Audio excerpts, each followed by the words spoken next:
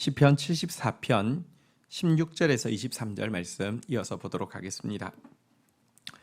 낮도 주의 것이요 밤도 주의 것이라. 주께서 빛과 해를 마련하셨으며 17절 주께서 땅의 경계를 정하시며 주께서 여름과 겨울을 만드셨나이다. 시인은 지금 예루살렘이 멸망하고 성전이 회파되어진 이 처절한 상황, 그리고 회복의 기미가 보이지 않는 이 암울한 상황 속에서 믿음을 얻기 위하여서 과거에 주께서 이루신 역사를 회고했습니다. 여러분, 주께서 행하신 일을 되돌아보면 우리에게는요 믿음이 생길 수밖에 없습니다. 하나님이 이스라엘을 구원하시기 위해서 행하셨던 크고 놀라운 일들, 이 일을 위해서 대적들을 심판하셨던 그 어미하신 일들을 생각하면요 믿음이 생길 수밖에 없습니다. 과거에 이루신 하나님의 역사를 회고함으로 소망을 격려했던 시인은 이제 현재 상황 가운데에서도 유지되어지고 있는 하나님의 법칙을 되뇌임으로 지금 현재의 모든 일들에 대한 이해를 얻으려고 하고 있습니다. 그가 상기하려는 법칙은 무엇이냐?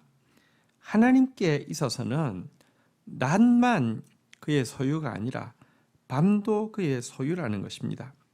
햇빛뿐 아니라 달빛도 주의 것이라는 것입니다. 이 말은 무슨 말입니까? 하나님은 은혜의 때뿐 아니라 고난의 때에도 하나님은 여전히 주권자라는 의미이고요, 여전히 통치하신다는 것입니다. 또 17절에 본 바대로 땅의 경계를 정하시며 여름과 겨울이라는 시간도 그가 쥐고 있다, 이렇게 이야기를 하고 있습니다. 하나님은 영적으로 그의 통치의 영역과 그의 통치의 시간을 정해 두셨다는 것입니다. 지금 이곳에서 하나님께서 일하고 계시고요, 또 이 시간에 하나님은 일하실 것이고요, 하나님은 온 세계의 주권자고 통치자로서 개입하실 시간과 통치하실 영역도 당신의 주권 가운데 정하고 일하시는 분이시다, 이렇게 고백하고 있는 것입니다. 이 말은 지금 바벨론이 성전을 회파하고 주의 백성들을 고통스럽게 하고 있지만 그가 이 일을 할 수 있는 것 역시 하나님이 지금 정한 시간이기 때문에 지금은 너희가 악을 행할 시간이고, 지금 너희가 이스라엘을 괴롭힐 시간이고, 하나님이 정하신 시간이기 때문에, 그리고 하나님이 정하신 영역과 범위이기 때문에 여기서 여기까지 너희가 해라고 하신 하나님의 허용 가운데 있다는 것입니다. 물론 시에 보면 이 대적들이 하나님의 허용하신 범위를 넘어서서 지나치게 학대한 것에 대해서 토로하고 있습니다.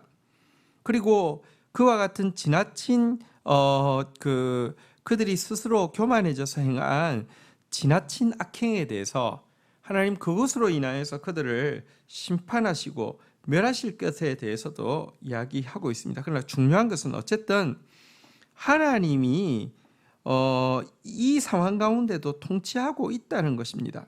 심지어 그들의 악행을 통하여서도 하나님은 당신의 뜻을 이루어가고 계신다는 것입니다. 이 말이 여러분, 하나님이 악을 조장한다는 말도 아니고요, 하나님이 악 앞에서 속수무책으로 있다는 뜻이 아닙니다. 악은 악하기 위해서 그들이 본질이 악하고 하나님과 상관없이 악한데요, 하나님은 이 사실은 모든 인류가 악하죠. 우리 중에 악하지 않은 사람 어디 있습니까? 범죄하지 않은 사람 어디 있습니까?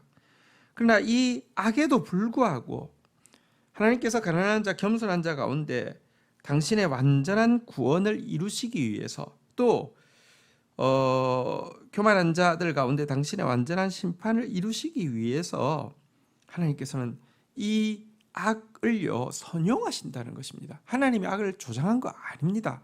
하나님이 악 앞에서 무능해서 그냥 가만히 계신 것도 아니고요, 이 악을 선용하셔서 결국은 구원과 심판을 이루어 가시는 주권자라는 것입니다.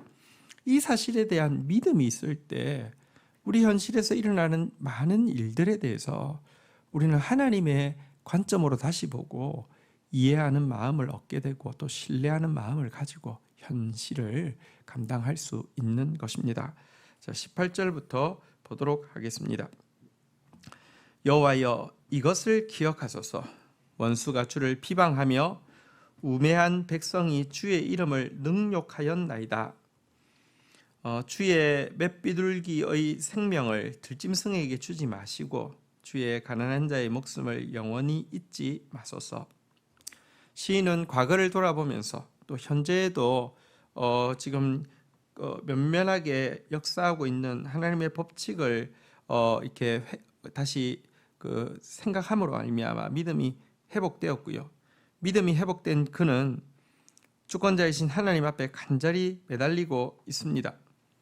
자, 이제 그의 하나님께 매달리고 있는 기도의 내용을 보겠는데요. 먼저 그는 하나님을 알지도 못하는 이 어리석은 대적자들이 하나님의 이름을 비방하고 능욕한 이 사실을 기억해 달라고 기도하고 있습니다.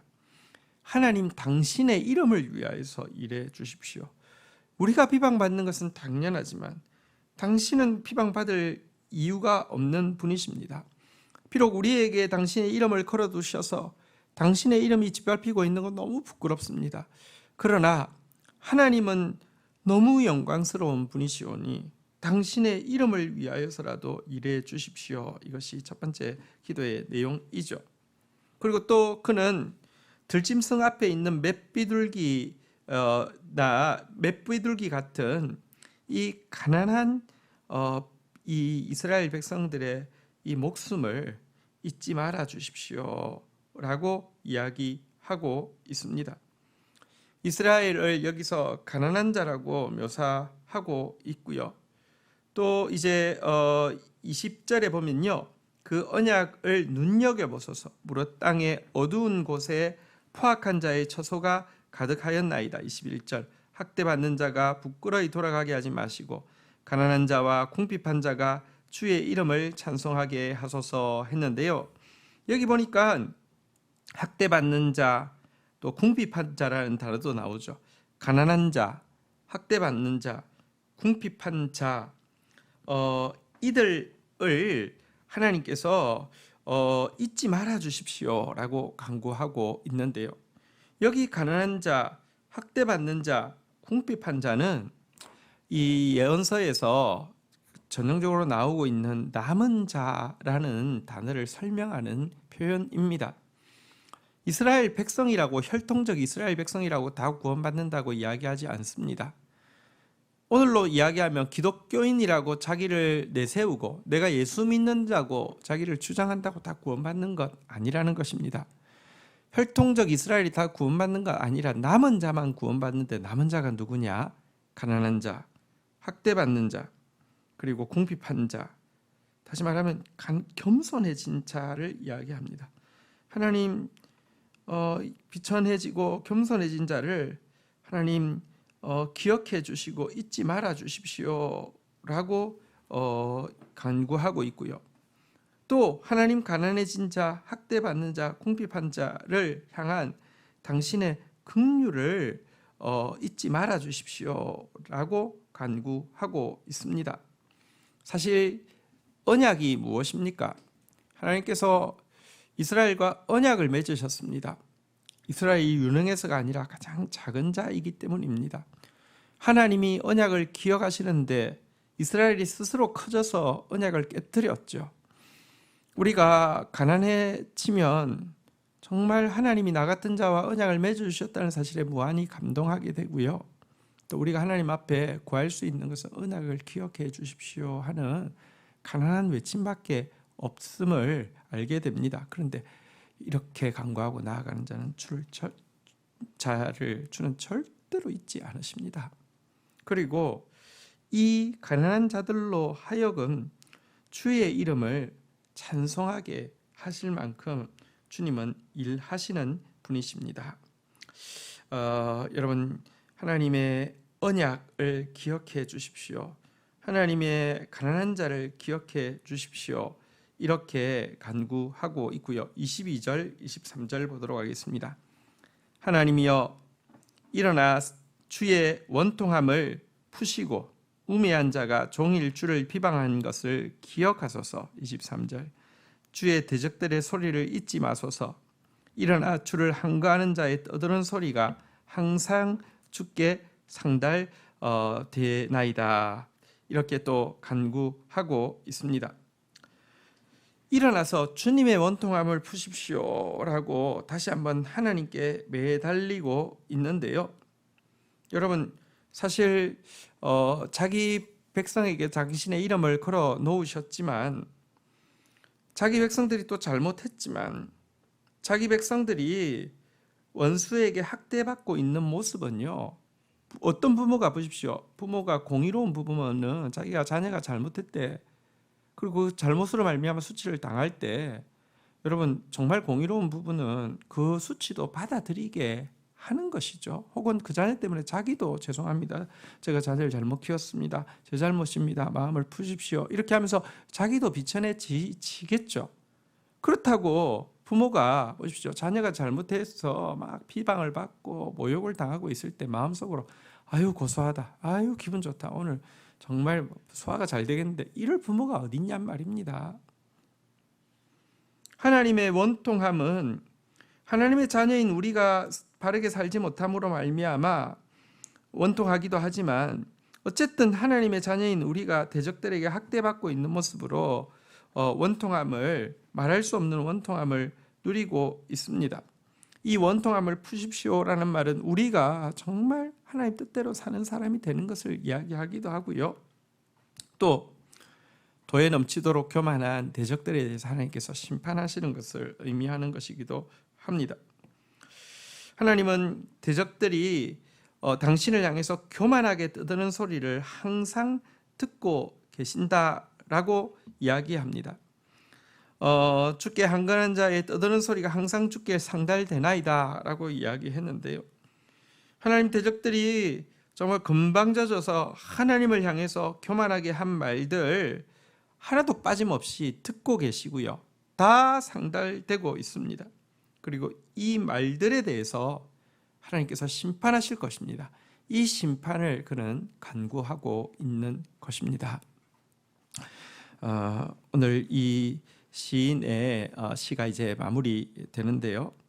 여러분 우리가 현실 가운데서 사실은 정말 징계의 시간은 길고 징계의 강도는 강할 때 하나님이 행하신 과거와 또 하나님 지금도 일하고 있는 주의 법칙을 발견하고 나서 하나님 앞에 기도할 뿐입니다.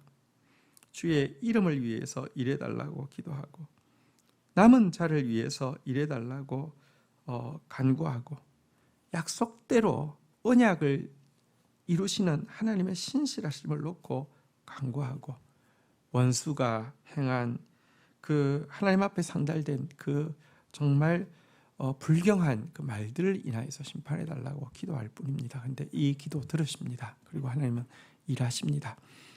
그래서 사실 심판의 일은 우리에게 있지 않지만 우리가 하나님을 원통하게 해드린 하나님 자녀답게 살지 못했던 부분에 대해서는 우리가 하나님 앞에 씨름하고 우리가 고칠 수 있습니다. 참으로 하나님 앞에 상달되어지는 회개로 하나님의 원통함을 푸는 저와 여러분들이 되기를 주의 이름으로 축복합니다. 주신 말씀 붙잡고 기도하며 나가도록 하겠습니다. 하나님 감사합니다. 지금도 주님이 통치자이십니다. 낮도 밤도 주님의 것입니다. 빛도 저녁에 빛도 낮의 빛도 주님이 만드셨습니다. 시간도 또 범위도 주님이 정하시고 통치하고 계십니다. 주님의 주권을 인정합니다. 그리고 그 주권을 가지고 이 세상 가운데 완전한 구원과 완전한 심판을 이루어가고 계신 주님, 주님이 지금도 통치하고 있다는 사실을 알므로 말미암아 신뢰하며 또 이해하며 오늘 현재를 또 감당하는 저희들 되어지게 인도하여 주옵소서. 하나님, 우리의 죄 때문에 하나님 이름이 너무 모욕을 당하고 있습니다. 주의 이름을 위하여서 일하여 주시옵소서. 그러나 또 주님, 이 가운데 그래도 남은 자가 있습니다. 가난한 자, 학대받는 자, 궁핍한 자, 말씀을 인하여서 약해진 자들이 말씀을 바라보고 주님 기다리고 있사오니 그 언약을 지키시옵소서.